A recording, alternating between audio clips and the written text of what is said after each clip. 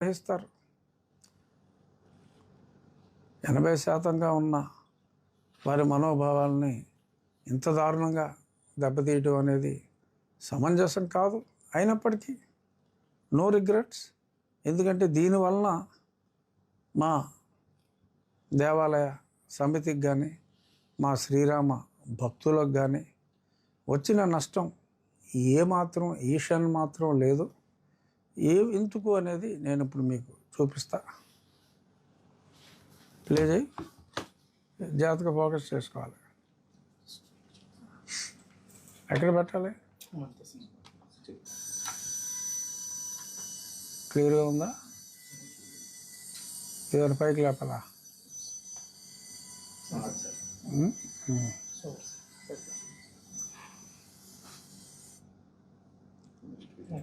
Next video.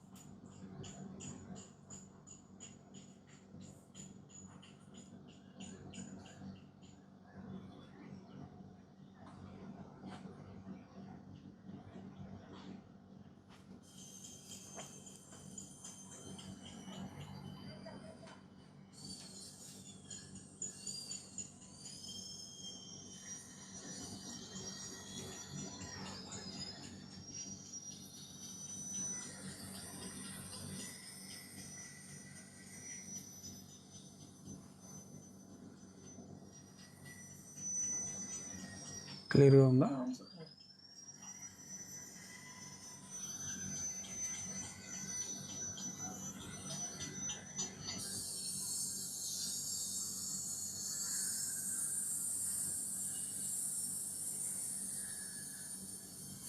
సరిపోతుంది, అర్థమవుతుందా? So ఆ రకంగా గన్నవరం దగ్గర స్వామీజీ శ్రీ శ్రీ శ్రీ కమలానంద భారతి గారి ఆశ్రమం దగ్గర ఎయిర్పోర్ట్కి జస్ట్ ఆపోజిటే ఉంటుంది, గన్నవరం ఎయిర్పోర్ట్కి. అక్కడ రెడీ అవుతుంది.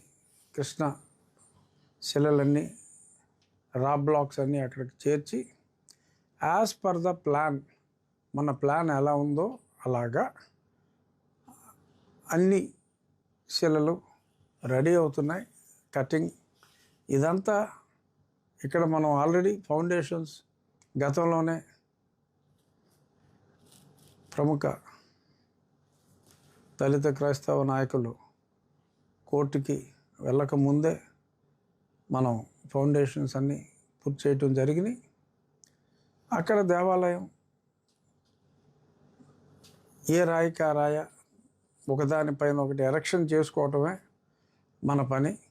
యాజ్ పర్ ద డిజైన్ మొత్తం టెంపుల్ టాప్తో సహా అన్ని పీసెస్ రెడీ అవుతున్నాయి. ఆగస్ట్ నెలాఖరు వరకు మనకి గన్నవరం దగ్గర పని ఉంది. ఒక వారం లేట్ అయితే, వర్షాలు ఏమన్నా ఉంటే ఒక వారం లేట్ అయితే లేట్ అవ్వచ్చు. సెప్టెంబర్ మొదటి వారానికి దేవాలయంలోని అన్ని భాగాలు రెడీ అవుతాయి. ఆ పిదప మనకు ఒక 2 నెలల్లో ఎలక్షన్కి సమయం పడుతుంది.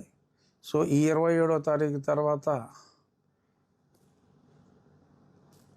శ్రావణ కుమారులు ఇతర కుమారులతో కలిసి ఇంకో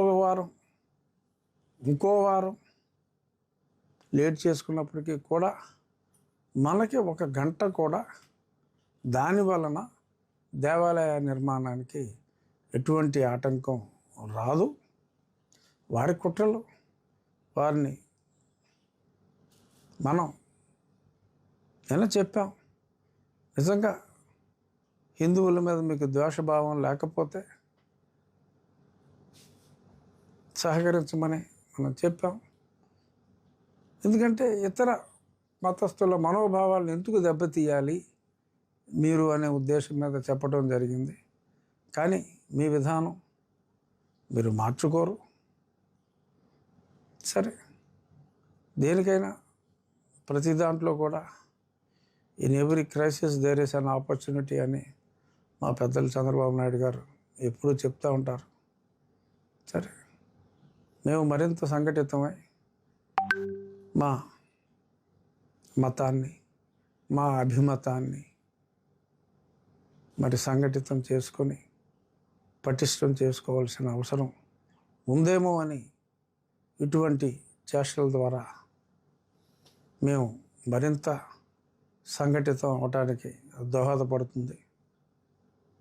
శ్రీరామ భక్తులకు ఆ దేవాలయానికి విరాళం ఇచ్చిన 100 రూపాయల దగ్గర నుంచి విరాళం ఇచ్చిన 10,000 వరకు విరాళం ఇచ్చిన దాతలందరికీ కూడా నేను చెప్పేది ఏమిటంటే, ఎటువంటి ఆలస్యం జరగకుండా దేవాలయ నిర్మాణం ఎవరెన్ని అవాంతరాలు కలిగించినా కూడా సమయం మనకి వేస్ట్ అవ్వకుండా దానికి అన్ని ఏర్పాట్లు మనం చేసుకోవటం జరిగింది.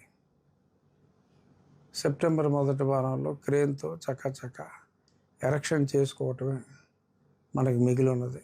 అప్పటి వరకు అక్కడ పనులు జరుగుతూ ఉంటాయి. ఇందాక చెప్పినట్టు ఎవరైనా అటుగా వెళ్తే గన్నవరం ఎయిర్పోర్ట్కి ఆపోజిట్లోనే ఎవరిని అడిగినా చెప్తారు కమలానంద భారతి గారి ఆశ్రమం ఎక్కడ అని. దానికి పక్కనే 100 గజాల దూరంలో మన ఒక దత్త పీఠం వారి ఆశ్రమం కూడా అక్కడ ఒకటి ఉంది.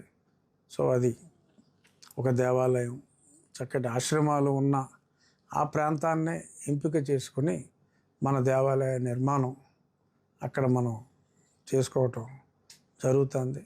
భక్తులు అక్కడికి వెళ్ళి దాన్ని పరిశీలించవచ్చు. శ్రీరాముని దయ వలన ఖచ్చితంగా ఈ చిన్న చిన్న ఆటంకాలు మనం సిరివెన్నెల గారి పాటలో తగిలే రాళ్లను పునాది చేసి ఎదగాలి అని చెప్పారు. అలాగే శ్రావణ కుమారులు మనపై, మన మతంపై విసిరిన ఈ రాళ్ళనే పునాదిగా చేసుకొని మరింత సంఘటితం అవుదాం.